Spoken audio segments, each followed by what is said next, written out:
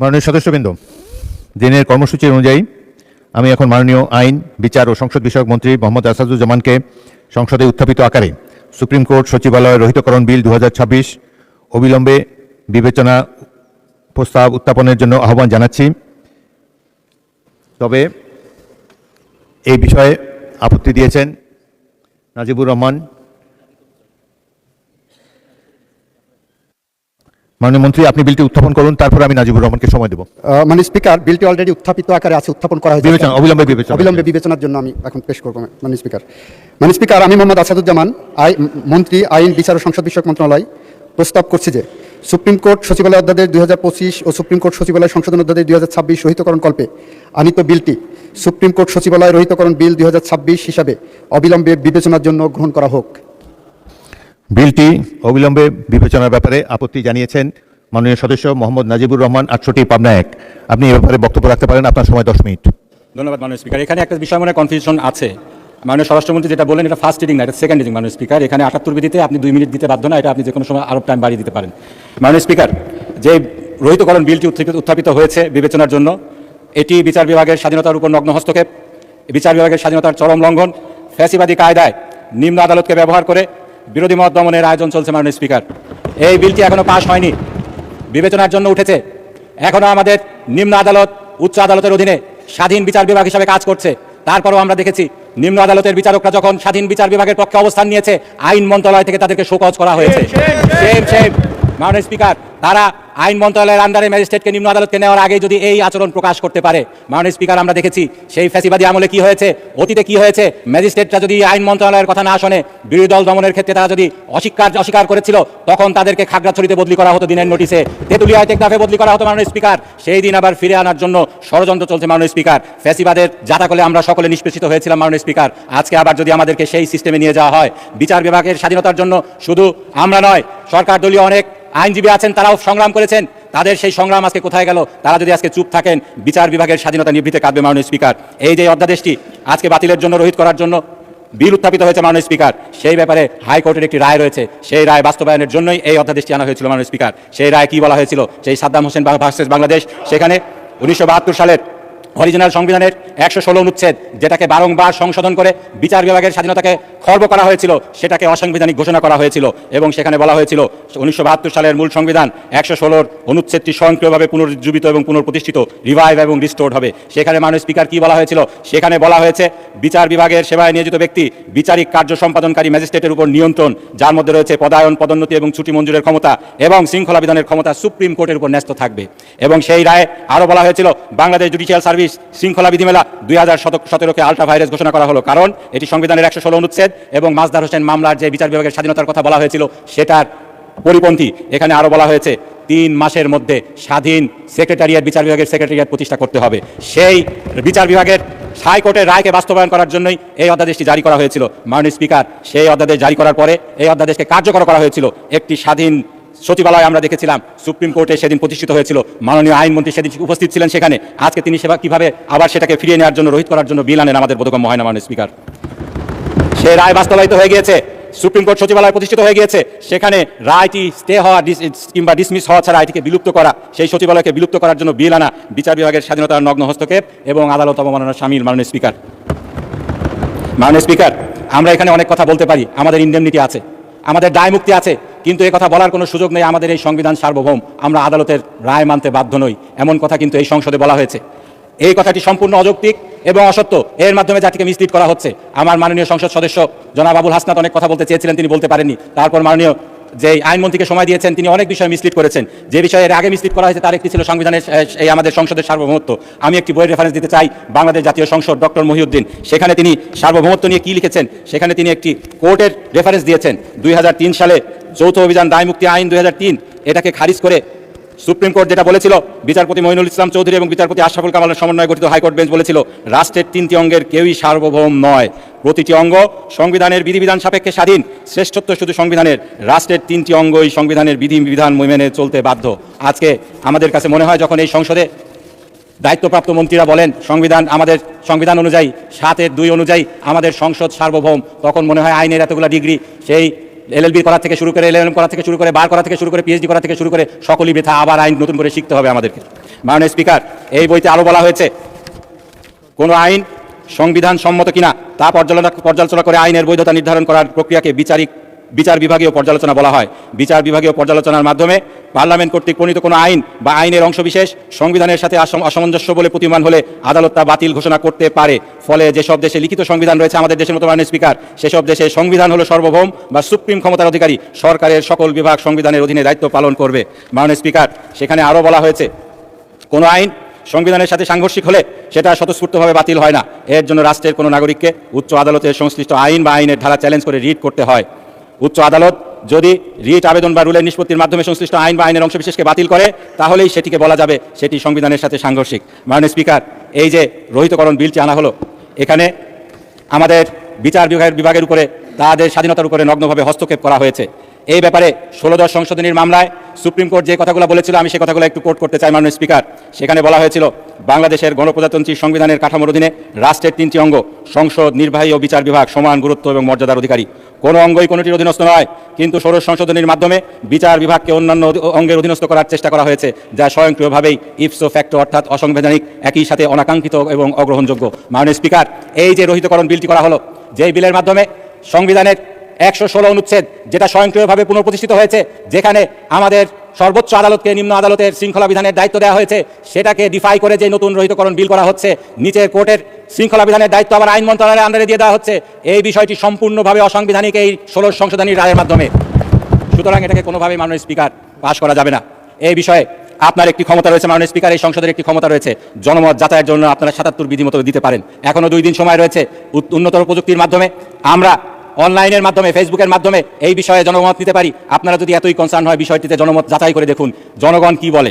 মাননীয় স্পিকার, এরকম নজির কিন্তু আগে রয়েছে। আপনি 5ম জাতীয় সংসদে ছিলেন, সেই সময় যেই 12তম সংশোধনীর বিলটি আনা হয়েছিল, সেই বিলটিকে কিন্তু জনমত যাচাইয়ের জন্য দিয়ে দেওয়া হয়েছিল। এই বিষয়ে মাননীয় স্পিকার, আরেক যদি 2টি কথা বলতে চাই। এই বিষয়ে জুলাই সনদে আলোচিত হয়েছে সংসদের সেপারেট সচিবালয়ের বিষয়ে। সেখানে জুলাই সনদে বিএনপি কোনো নোট অফ ডিসেন্ট দেয়নি। 31 দফাতেও তারা তাদের যে বাংলাদেশ, নতুন বাংলাদেশ গড়ার স্বপ্ন জাতিকে দেখিয়েছে, সেখানেও তারা বিচার বিভাগের স্বাধীন সচিবালয় প্রতিষ্ঠার করার কথা বলেছে। আজকে কেন তারা সেটা রহিত করার বিল আনছে? এর মাধ্যমে কি জনগণের সাথে প্রতারণা করা হচ্ছে না? মাননীয় স্পিকার, মাননীয় স্পিকার, এখানে আমাদের আইনমন্ত্রী যখন কথা বলবেন আমি তো জবাব দিতে পারবো না। তিনি একটি কথা বলবেন, সংবিধানের 103(2) ক মোতাবেক সার্টিফিকেট ইস্যু করেছে হাইকোর্ট। এর মাধ্যমে উনি বলার চেষ্টা করবেন হাইকোর্টের রাইট স্টে হয়ে গিয়েছে। এটি মোটেও সত্য নয় মাননীয় স্পিকার। এটা যদি তিনি বলেন তাহলে জাতিকে তিনি বিভ্রান্ত করার চেষ্টা করবেন। এই রাইট স্থগিত হয়নি। 103(2) ক অনুযায়ী যদি সার্টিফিকেট ইস্যু করা হয়, সেক্ষেত্রে শুধুমাত্র লিভ গ্র্যান্টিং অর্ডার লাগে না, সরাসরি অ্যাপিলের ডিভিশনে শোনা হবে। কিন্তু কোনোভাবেই আমি এই যে হাইকোর্টের বাইবেল বলে, তিনি যে সাংবিধানিক লর বাইবেল বলে যে বইটিকে বলেছেন, সেই বইয়ের গোটা 103 চ্যাপ্টার আমি দেখেছি। এখানে যে কেসগুলো রেফার করা হয়েছে সেগুলো দেখেছি। আমাদের যারা সিনিয়র আইনজীবী আছেন তাদের সাথে কনসাল্ট করেছি। এটিকে যতক্ষণ পর্যন্ত না স্টে করা হচ্ছে, এই রায়টি স্টিল ইন অপারেশন এবং এটার মাধ্যমে এটা রায়ের এক্সিকিউশন হয়ে গিয়েছে। সুতরাং ধন্যবাদ মাননীয় সদস্য। মাননীয় আইনমন্ত্রী, স্যার, আমি আপনার কাছে নিবেদন করবো আমার ফ্রেন্ডকে আরো 5 মিনিট সময় দেওয়া হোক, কারণ উনি যেগুলো বলছেন উনি সেটা তো আমার- চান নাই সময়। মাননীয় উনি চান না, আমি বলবো যে আরো একটু 5 মিনিট বললে আমার জন্য ভালো হয়। মানে আপনি কি আরো 5 মিনিট বলতে চান? মাননীয় সদস্য, উনি বলার পরে আর আপনার বলার সুযোগ হবে না। আপনি বলে এখনই বলতে পারেন, যেহেতু আইনমন্ত্রী আপনাকে, আইনমন্ত্রীর বক্তব্যের পর বিষয়টি আমি ভোটে দেব। মাননীয় আইনমন্ত্রী। মাননীয় স্পিকার, আমার লার্নেড ফ্রেন্ড যেটা লিখে নিয়ে এসেছিলেন মনে হয় শেষ হয়ে গেছে সেটা, সে কারণে আমি ভাবছিলাম আরো 5 মিনিট উনি বললে আমার পক্ষেই চলে যেত। মাননীয় স্পিকার, উনি একটা কথা বলেছেন, একটা বইয়ের থেকে পড়েছেন, রাষ্ট্রের 3টি অঙ্গ কেউ সার্বভৌম নয়। এটা ওনার স্টেটমেন্ট, ওনার আজকের বক্তব্যের অংশ। এক্স্যাক্টলি আমার সংবিধান, আমার রাষ্ট্র, আমার সংসদ যে কোনো আইন পাশ করতে পারে। সেই সংবিধান সংশোধনের গার্ডিয়ান হলেন সুপ্রিম কোর্ট। সুপ্রিম কোর্ট সেটাকে বলতে পারে এটা আল্ট্রা ভাইরাস না ইন্ট্রা ভাইরাস। সেখানে আবার আমাদের সংবিধান এবং সুপ্রিম কোর্টের জাজমেন্ট, যে মাজদার হোসেন মামলার কথা বলছেন, মাজদার হোসেন মামলাতেই বলা হচ্ছে Supreme Court can not dictate this parliament to pass any law. Supreme Court বলতে পারে এটা ভালো এটা খারাপ। সুপ্রিম কোর্ট বলতে পারে না পার্লামেন্ট তুমি এই আইন পাশ করো। মাজদার হোসেন কা মামলার রেশিওতে সেটাই বলা হয়েছে। মাননীয় স্পিকার, উনি যে বইটা রিলাই করলেন সেই বইটা হলো মাহমুদুল ইসলাম সাহেবের কনস্টিটিউশনাল 3rd এডিশন, 946, 47, 948। এই 3টা পেজ আমার বন্ধুকে পড়ে, আমার মাননীয় সংসদ সদস্যকে পড়তে বলবো। সেখানে মাজদার হোসেন মামলার পোস্টমর্টেম আছে, সেখানে স্পষ্ট করে বলা আছে, অ্যানালজি দেওয়া আছে, রেফারেন্স দেওয়া আছে, আলোচনা করা আছে যে সুপ্রিম কোর্ট এই পার্লামেন্টকে ডিক্টেট করতে পারে না যে এই আইন পাশ করো বা করো না। এবং এক্স্যাক্টলি আমি ওনার সাথে কণ্ঠে কণ্ঠ মিলিয়ে সুরে সুর মিলিয়ে বলতে চাই, রাষ্ট্রের 3টি অঙ্গ, কেউ সার্বভৌম নয়, প্রত্যেকের একটা লিমিটেশন আছে। মানে স্পিকার, বিচার বিভাগের স্বাধীনতা আমরা চাই। ওনাদের পিতারা যেমন বিচার বিভাগের কাছে অবিচারের শিকার হয়েছিলেন, সেই স্বাধীনতা যেমন অ্যাবিউজড হয়েছে, যারা সে বিচার করেছিলেন তারা সবচেয়ে স্বাধীন বিচারক ছিলেন। বাংলাদেশ সুপ্রিম কোর্ট পৃথিবীর মধ্যে one of the best courts, যেটা কনস্টিটিউশনালি জাজদের সব কিছু প্রোটেক্টেড, চাকরি protected, transfer posting protected, discipline protected Supreme Court. সেই সুপ্রিম কোর্ট শপথবদ্ধ রাজনীতিবিদের জন্ম দিয়েছিল। সেই সুপ্রিম কোর্টের বিচারপতিরা বিচারের নামে ট্রাইব্যুনালে বসে উনার পূর্বপুরুষ, উনার পিতাদেরকে ফাঁসি দিয়েছিলেন। সেই সুপ্রিম কোর্ট বাংলাদেশের অবিসংবাদিত নেত্রী, বাংলাদেশের গণতন্ত্রের অতন্দ্র প্রহরী, বাংলাদেশের হৃৎপিণ্ড বেগম খালেদা জিয়াকে 5 বছর থেকে 10 বছর জেল দিয়েছিলেন। সেই সুপ্রিম কোর্ট এতটাই স্বাধীন যে সেই সুপ্রিম কোর্টের সে সমস্ত জাজদের বিচার আমরা করি নাই। মানে স্পিকার, এই বাংলাদেশে মোমবাতি জেলে বিচার করা হয়েছে বিরোধী দলের রাজনৈতিক নেতাকর্মীদেরকে, যাতে সাজা দেওয়া হয় রাতের বেলায়। ডকেট নিয়ে যে একদিনে 10টা 12টা 15টা সাক্ষীর এক্সামিনেশন নিয়েছেন রাত 12টা পর্যন্ত। এই সুপ্রিম কোর্ট সমস্ত ক্ষমতা থাকা সত্ত্বেও সে সমস্ত বিচারকদের একজনকেও ডিসিপ্লিনারি প্রসিডিংয়ের আওতায় আনেনি। মাননীয় স্পিকার, সুপ্রিম কোর্ট এতটাই স্বাধীন যে সরকারের এখানে হাত দেওয়ার কোনো সুযোগ নাই। মাননীয় স্পিকার, মাননীয় সংসদ সদস্য প্রশ্ন তুলেছেন, এই আইনের পক্ষে অবস্থান নেওয়ার জন্য কয়েকজন জজের বিরুদ্ধে শোকজ নোটিশ ইস্যু করা হয়েছে। হয় আমার মাননীয় বন্ধুরা শোকজ নোটিশটি পড়েননি, অথবা তারা মিসগাইডেড অ্যান্ড মিসইনফর্মড হয়েছেন। মানে স্পিকার, জাজেস কোড অফ কন্ডাক্টে আছে কোনো বিচারক থাকা অবস্থায় কোচিং সেন্টারের সাথে সম্পৃক্ত হতে পারবে না। বিচারকরা কেউ কোচিং সেন্টারে ক্লাস নেওয়ার জন্য অ্যাডভার্টাইজমেন্ট দিচ্ছেন, সেই বিষয়টি আমরা নোটিশে এসেছে। আমরা তাদেরকে নোটিশ দিয়েছি যে এরকম মিসকন্ডাক্ট তোমাদের দ্বারা হচ্ছে। কোনো বিচারক ফেসবুকে কনস্টিটিউশনাল লয়ের এক্সপার্ট হচ্ছে। বাংলাদেশে গার্মেন্ট সেক্টর রপ্তানি বাণিজ্যে সবচেয়ে ভালো কাজ করে। আর একটা সেক্টর জন্ম হচ্ছে, সেটা হলো সংবিধান বিশেষজ্ঞ। মাননীয় স্পিকার, পৃথিবীর যে কোনো দেশে বাংলাদেশ থেকে সংবিধান বিশেষজ্ঞ এখানে রপ্তানি করা যাবে। আমার সুপ্রিম কোর্টে যারা ক্রিমিনাল ল প্র্যাকটিস করছেন, যারা সিভিল ল প্র্যাকটিস করছেন, তারা সংবিধানের একজন বিশেষজ্ঞ হয়ে গেছেন। মাননীয় স্পিকার, আমরা চেয়ে দেখছি। মাননীয় স্পিকার, আমাদের দেশের প্রখ্যাত জুরিস্ট ব্যারিস্টার রফিকুল হক একদিন এক বক্তৃতায় বলেছিলেন, সুপ্রিম কোর্ট কোন দিকে যাবে সেটা হাওয়া ওনারা প্রেস ক্লাব থেকে বুঝবেন। প্রেস ক্লাবের থেকে যেদিকে বক্তব্য, যে লাইনে যাবে সুপ্রিম কোর্টের রায়টা সেদিকেই ধাবিত হবে।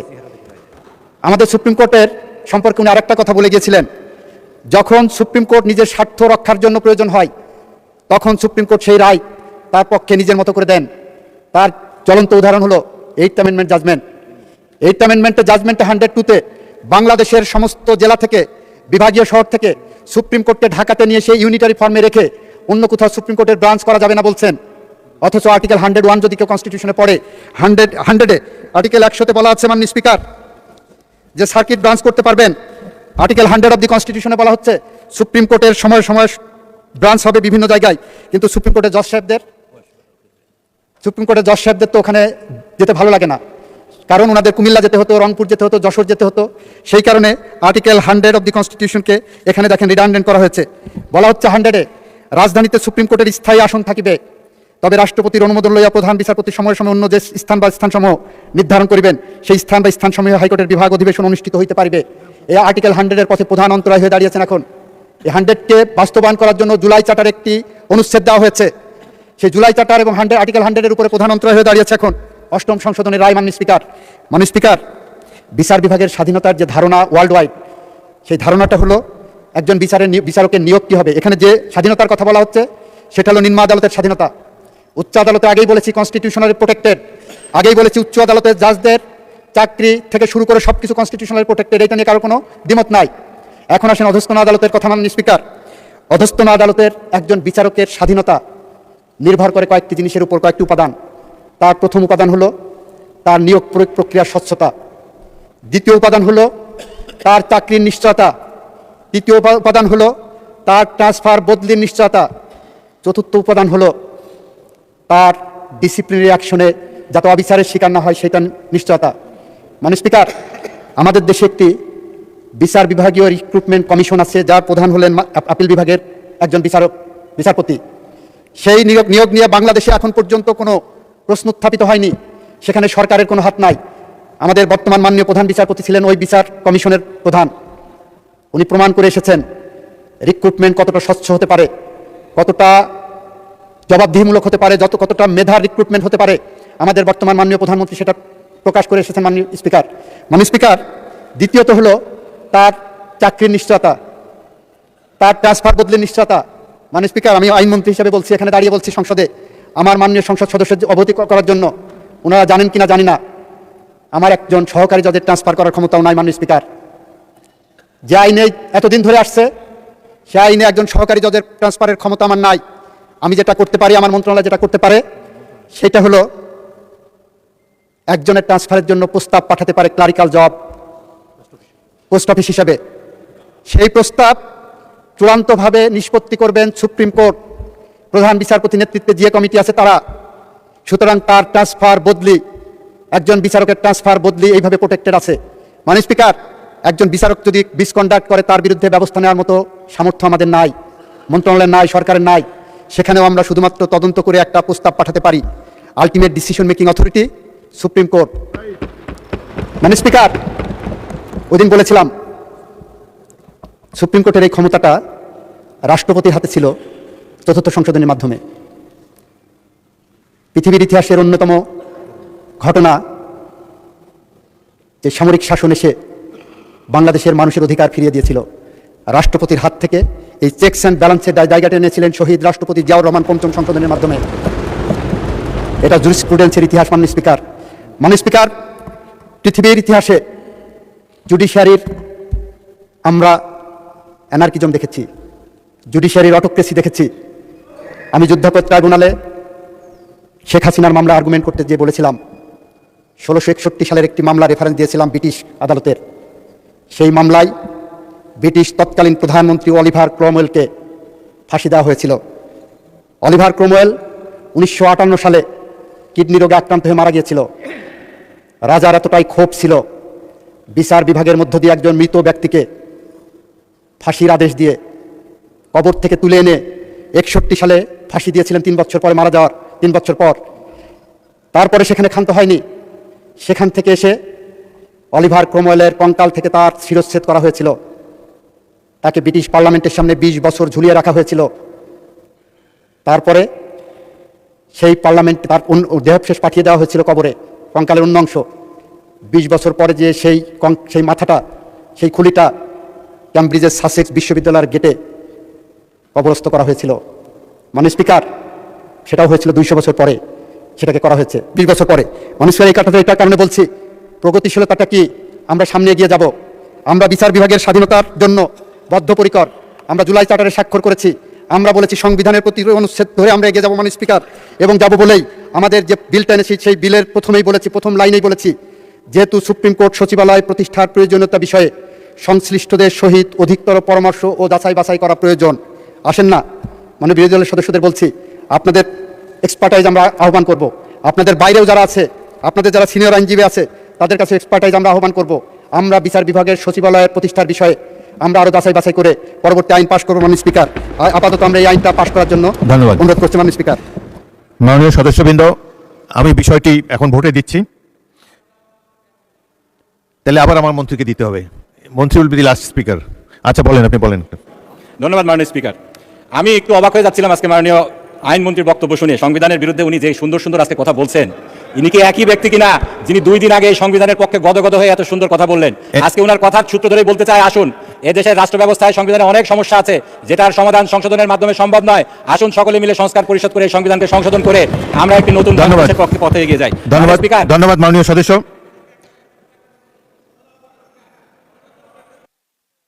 মাননীয় সদস্য, এইভাবে পার্লামেন্টে পাল্টাপাল্টি বক্তব্য হয় না।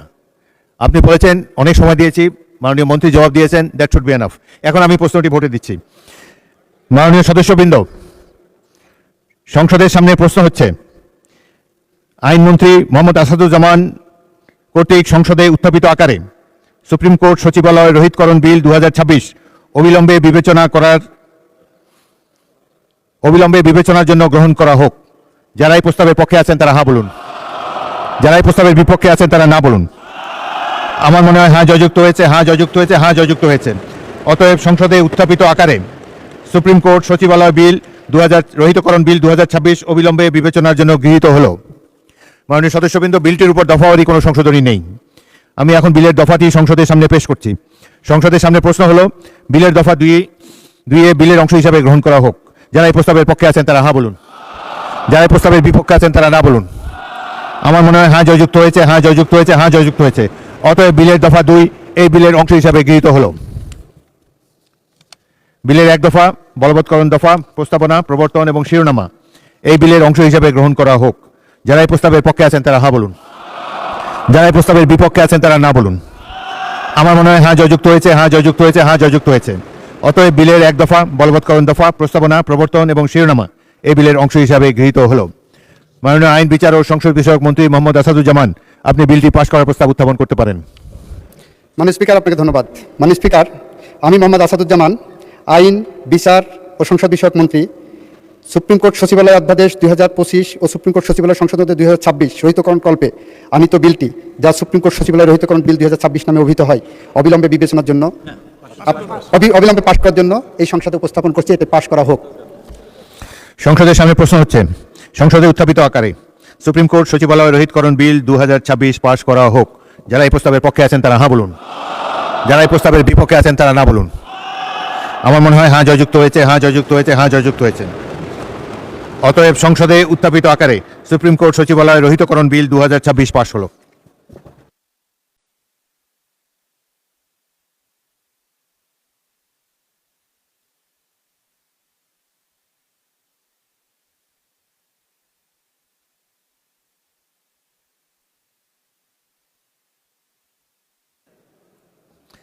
জি, মাননীয় চিফ হুইপ। পার্লামেন্টের ট্রেডিশন যেটা আমি মনে করি সেটা আপনি অক্ষুণ্ণ রাখার চেষ্টা করছেন। আমি আপনার মাধ্যমে বিরোধী দলীয় বন্ধুদের বলবো, পার্লামেন্টারি বিলের রিডিং থেকে 3টা উত্থাপনের সময় আপনারা আপত্তি উত্থাপন করতে পারেন, আবার দফাওয়ারি আপনারা সংশোধনী দিতে পারেন। এরপরে থাকে আপনারা যদি আলোচনা করেন, সেকেন্ড রিডিংয়ের সময় কথা বলেন। লাস্ট রিডিং যখন থাকে তখন মূলত আইন পাস হয়। সেরকম সময় যদি যেহেতু আপনারা অনেক সহযোগিতা করছেন এবং আমি মানে আনন্দের সাথে জানাতে চাই যে আপনারা যৌক্তিক সমালোচনা করছেন এবং সেটা বিতর্ক হচ্ছে। আপনারা নর্মালি যখন আলোচনা হয় সাধারণত 2 মিনিট দিয়ে থাকে, এটাই সাধারণত নিয়ম বিগত পার্লামেন্টের। মাননীয় স্পিকারকে আমি অনুরোধ করছি এবং মাননীয় স্বরাষ্ট্রমন্ত্রী বলেছেন আপনারা সময় বাড়িয়ে দেন যাতে ওনাদের বক্তব্যটা পরিষ্কার করতে পারবে। কিন্তু তারপর আইনমন্ত্রী বলার পরে কিন্তু আর কোনো বলার সুযোগ থাকে না। সেরকম যদি ট্রেডিশন চালু হয় তাহলে কিন্তু আবার এই পাশ থেকে বলবে, আবার ওই পাশ থেকে বলবে, তাহলে বিতর্ক হতে থাকবে। এটা আইন পাস হবে না। আইনের সিস্টেমে এটা আপনারা যা বলার সেটা একবারই বলবেন। মাননীয় স্পিকার, আপনি সেই রকম একটা পরিস্থিতি তৈরি করে দিয়েন। আমরা যেহেতু একজন বলবেন, সুতরাং আপনি একটু সময় বাড়িয়ে দিয়েন। ধন্যবাদ মাননীয় স্পিকার। ধন্যবাদ মাননীয় চিফ হুইপ।